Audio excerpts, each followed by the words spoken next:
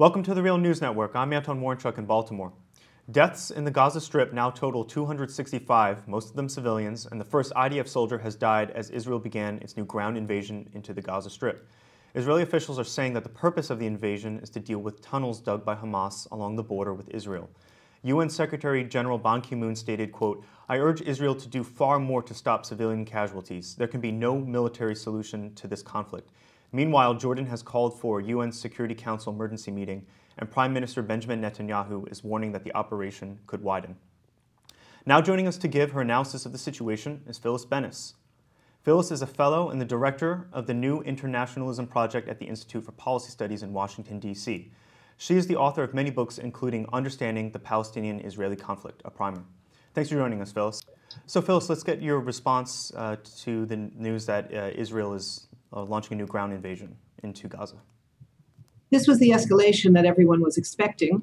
It came in the middle of the night.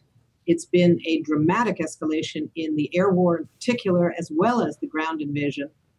From what we understand, the Israeli troops are remaining relatively close to the edges of Gaza. They have not gone completely to take over the strip yet. But the bombing from the air and from the sea, from Israeli naval ships, has intensified dramatically overnight. I think 20 or so children were killed. The numbers are just enormous, the casualties from this attack. Another hospital has been attacked. People have had to be moved out of UNRWA schools where they had tried to take shelter because those schools appear to be targeted and they're having to be moved by the United Nations into other shelters. Basically, Gaza has nowhere to run. The Israelis have made a great deal of propaganda value out of the fact that they notify people, sometimes with flyers and with cell phone, very frightening cell phone messages, calling people by name and saying, your house is going to be bombed. You have 5 minutes to get out. And they have time to only grab their children and run out the door before their entire house and everything in it is blown up, blown to smithereens. The other kind of message they've been using is what the Palestinians have been calling the knock on the roof, which are small bombs dropped on the roof of a building as a, quote, warning, and followed by the massive bombs that destroy the building altogether. This is what was done yesterday at the El Wafa Hospital, which is the only rehabilitation clinic in the Gaza Strip. There were 17 patients that could not be moved. They were almost all comatose. They're all paralyzed, many of them on ventilators, dependent on electricity, on medicines.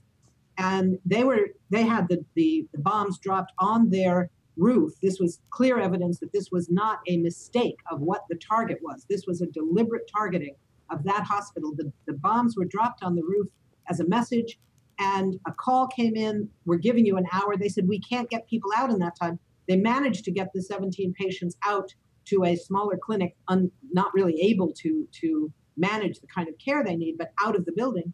And all but one floor of that hospital has now been destroyed. It's clear war crimes that are being committed.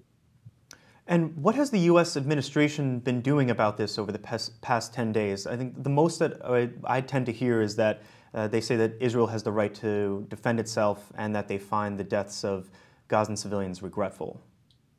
Yes, that's what they say. What they do has been to add a third of $1 billion more to the $3.1 billion in military aid that the U.S. already gives Israel this year. This was just approved by the Senate Appropriations Committee a day or two ago. This is to help Israel further work on its missile defense system, et cetera, et cetera. So it's simply escalating the military aid, making its endorsement, its uncritical endorsement of what Israel is doing in Gaza, a reality, so that the U.S. complicity has been, shall we say, brought up to speed, brought up to date. Okay, and I want to turn to an op-ed that was published in the Jerusalem Post this morning. Its author is Gilad Sharon, who's the son of former Prime Minister Ariel Sharon. Let me read an excerpt to you. In it, he says, "The desire to prevent harm to innocent civilians in Gaza will ultimately lead to harming the truly innocent, the residents of southern Israel. The residents of Gaza are not innocent. They elected Hamas. The Gazans aren't hostages. They chose this freely and must live with the consequences." Later, he goes on to say, we need to flatten entire neighborhoods in Gaza, flatten all of Gaza. The Americans didn't stop with Hiroshima. The Japanese weren't surrendering fast enough, so they hit Nagasaki too. I mean, a really just a sober reading of that just sounds like it's just a call for genocide. Do you think that? I mean, do you think that this is representative of like the actual debate that's taking place right now in Israel? I think the debate is over. I think this is a reflection of the actual public opinion, widespread throughout Israel. Recent polls have indicated 91% support for what the military is doing in Gaza. And even this kind of, as you say, direct call to genocide is not coming simply from some fringe elements that are easy to dismiss. This is coming from the highest levels. This is a dramatic escalation of the kind of rhetoric that we've been hearing.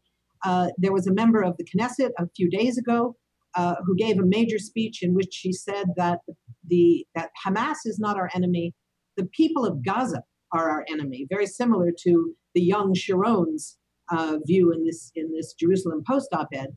And she said, she was asked about killing women, and she said, yes, women too, because otherwise they will continue to give birth to what she called little snakes. Little snakes was her term for Palestinian babies. It was so reminiscent, Aaron, of the kind of language that was heard in the United States during the wars of genocide against Native Americans, when Indians were considered vermin. And there was a famous statement from one of the generals who was asked, what about the children? And he said, nits make lice, kill the children too. This is the same language that we're hearing in Israel now, and it has become very, very mainstream. The efforts by some in the Israeli establishment to claim that among other things, the horrific murder of the young Palestinian teenager in Jerusalem now last week, it's almost been dwarfed by so many other crimes. But that one was a particularly horrific crime because of the way he was tortured to death. And there were calls from Israel saying, this does not represent us. This is not what Israelis do. Jews don't do this. Well, it turns out Israelis and Jews do exactly this. And the notion that this is somehow a fringe element that can be dismissed or can be disregarded, or we can somehow distance ourselves from it, simply doesn't match the reality of where political opinions are right now inside Israel. Okay, and now let me give you the big question, which is what do you think is possible or what can be done right now to bring an end to violence, and what needs to be done for there to be a long-standing, more permanent ceasefire? Hamas has made very clear what its demands are. They're actually surprisingly modest. I was expecting more difficult demands, if you will. Essentially, all they're actually asking for is an end to the already illegal 8-year-long blockade of Gaza, meaning that the openings between Gaza and Israel, and particularly Gaza and Egypt, be opened.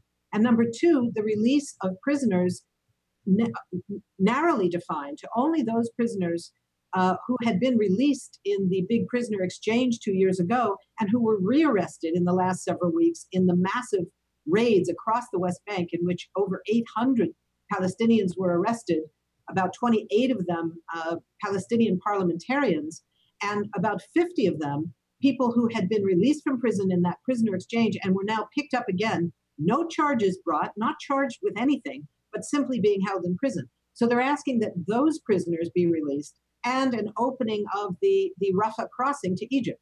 Those are very, very small demands. What I'm afraid of, what we're going to see again, as we did the other night when we saw that sort of fake call for a ceasefire, which I think was very clearly designed by Israel in collaboration with Egypt, along with Tony Blair and some from the US that were involved in planning it, initiating a call for a ceasefire, knowing that the Palestinians could not accept it because it didn't match any of their very small demands. But it made Israel look very good. We said there was a ceasefire. We stopped firing for 6 hours. What more do they want? Well, what they want is an end to the illegal siege, not a return to what it was the day before this massive bombardment began, and the release of prisoners who never should have been arrested in the first place. Very small demands. What has to happen to make that possible is massive pressure on Israel. Now, we know that's not going to come from the United States. So one of the key questions is Europe. Europe has already, in recent months, been escalating very, very slowly, very, very gradually, very hesitantly, but nonetheless escalating their pressure on Israel. They have engaged in a number of efforts to deny access to European funding to institutions in the occupied territories, for instance. There needs to be enormous pressure on Israel, enormous pressure on Europe, which is already coming from organizations across Europe, to escalate in a far more urgent, far more serious way their pressure on Israel with real threats of boycotts and divestment from Israeli companies, from investments in Israel, and trade arrangements. There has got to be an end to this free trade agreement between Israel and the European Union. That doesn't mean we should let the United States off the hook. The pressure on the Obama administration and on Congress, which is passing resolution after resolution using this language that you mentioned earlier, Aaron. We stand with Israel. Israel has the right to defend itself. Palestinians have no rights. Palestinians must only be suppressed. All the rights belong to Israel. And this is coming again and again from every committee in town here on the Hill. But we're not expecting that to lead to serious pressure on Israel. So there's got to be continuing pressure to end the military aid, let alone the escalating military aid, and pressure globally. There is a global movement underway right now to escalate on every government to stop buying weapons from Israel, to end the arms trade with Israel, and in fact impose an arms embargo, something that was called for at the United Nations many years ago. There's calls for all of this. The question is political will. It's not hard to figure out what has to happen. The problem is what countries are going to be prepared to stand up to the United States and make it real. Okay, Phyllis Bennis from the Institute for Policy Studies. Thanks for joining us. Thank you. And thank you for joining us on the Real News Network.